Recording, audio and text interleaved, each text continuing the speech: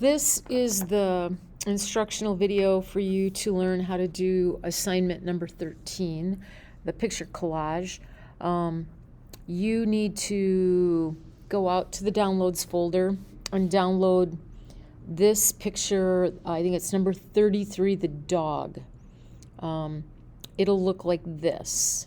So you can pause the video, get that downloaded, and then get it opened up in Photoshop, and then unpause the video and continue on.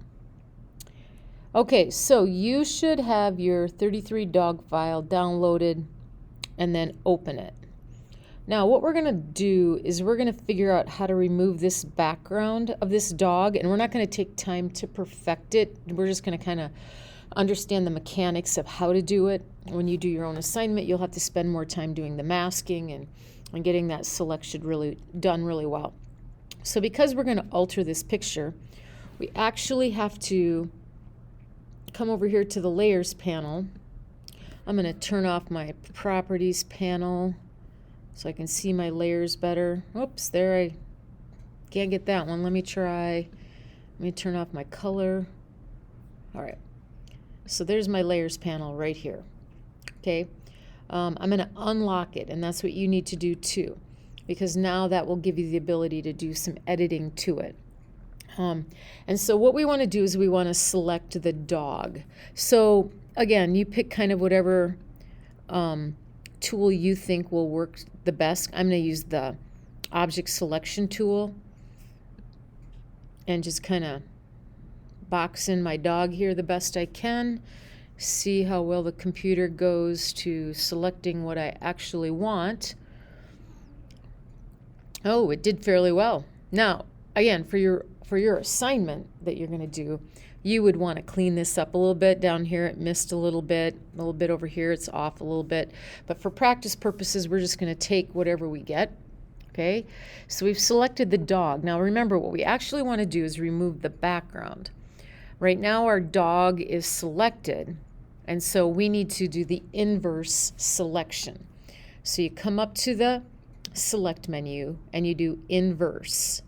So now you'll see the dotted line go around the background. And so whatever we do now to this picture, the background will be affected and not the dog. So to erase the background, you're going to come over here to your eraser tools. Okay? And you are going to, you might have to right click on it. There's eraser, background, and magic eraser. We want the background eraser tool. Then I would click on the four-headed arrow, which will allow you to get the scissor that you want. You click on the background, and then on your keyboard, click delete. And so now the background should be gone, and you should have this gray and white checkerboard pattern, and that's what you actually want it to have. So now we have to get this thing saved, and it's not going to be saved as a JPEG, which was originally what you opened it, because we want to be able to do something different with it.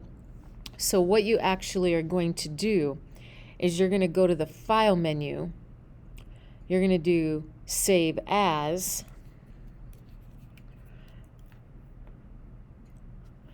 and then put this wherever you need to put it. Okay, I'm just throwing mine on my desktop, and it will be a Photoshop. See down here the format?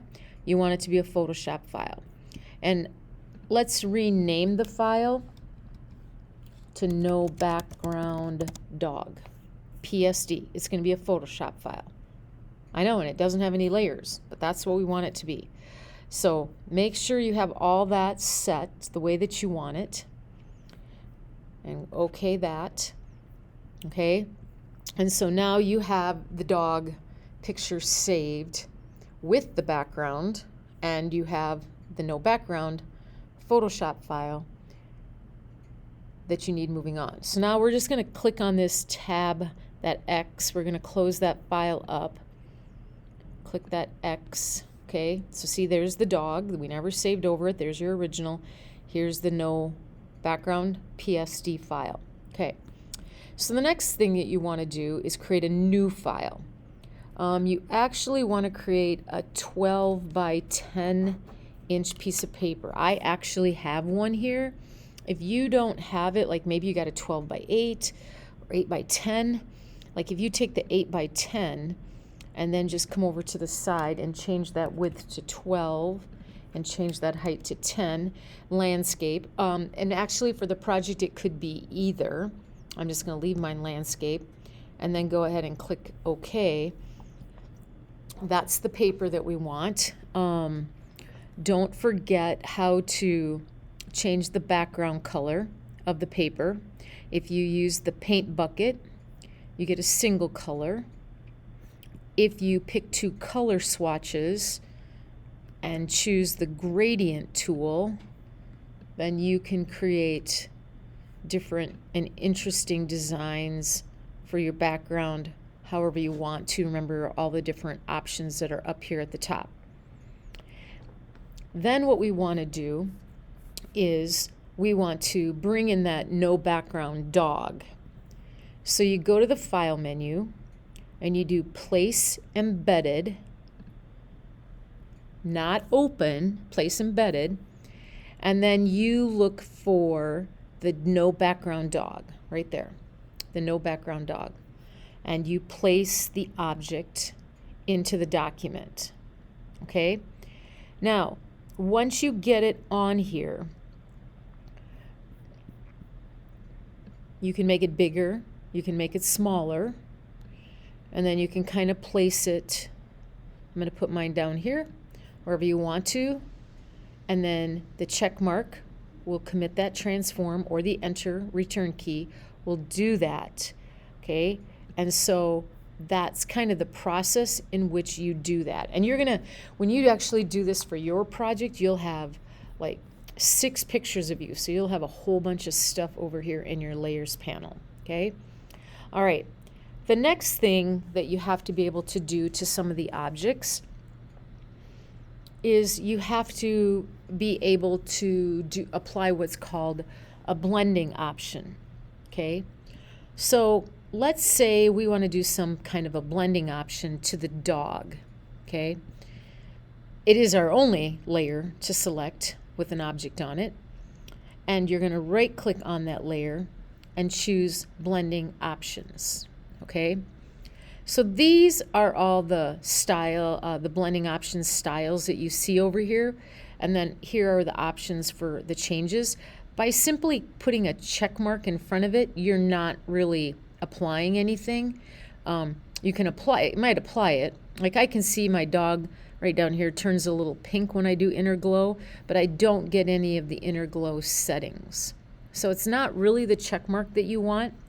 If I want to apply an inner glow, then I actually have to double click right on top of these words, inner glow, and now I get the check mark, but I also get all the settings for the inner glow to be applied to the dog. And you can move your window here off of the dog or wherever you want to move it so you can see it a little bit better. Now, you do kind of need to become a little curious. Typically, these quality settings down here we're not all that interested in. And I would leave whatever blend mode it comes up on, I would leave it. But you might want to start with the opacity, and you can kind of see it now when I move it to the right. There's an inner glow inside the edges of the picture on the dog then that start to kind of glow. If I change the noise, they might start looking a little speckly. And sometimes it's really hard to see the settings. The glow is white and the edges of this dog are white. You might want to click on the color box right here. I'm going to pick, can't pick red. That's my background. You can pick red if you want to. I'm going to pick kind of a greenish color right here, something really, you can start to see it right here. See that? It starts to show up there.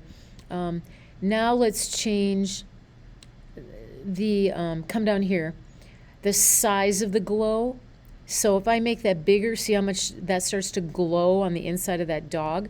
Now, if I go back and readjust the noise, I can make it more of a solid glow or add what they call noise or those little speckles to it to make it look a little bit different. The choke would be another one to try. Just brings it in a little bit farther and farther and farther. Not sure I like that. Okay, and so you kind of have to become curious. The opacity will lighten it up, darken it up. We've messed with opacity before, and so that's what you actually want to do. If you don't like that, you just simply take the check mark off, and all that inner glow stuff then goes away. If you want to do like an outer glow, for some reason, outer glow does not show up. So I'm going to click this, and if yours does not, join me. Click that FX, do show all effects, and there it is, the outer glow. So again, you have to double click the words, leave the blend mode on the way it is. I'd start going for the size right away. And again, there it is. You can kind of see the whiteness go around it now, the outside of the picture. I'm going to change my color, get it off of white. Oops.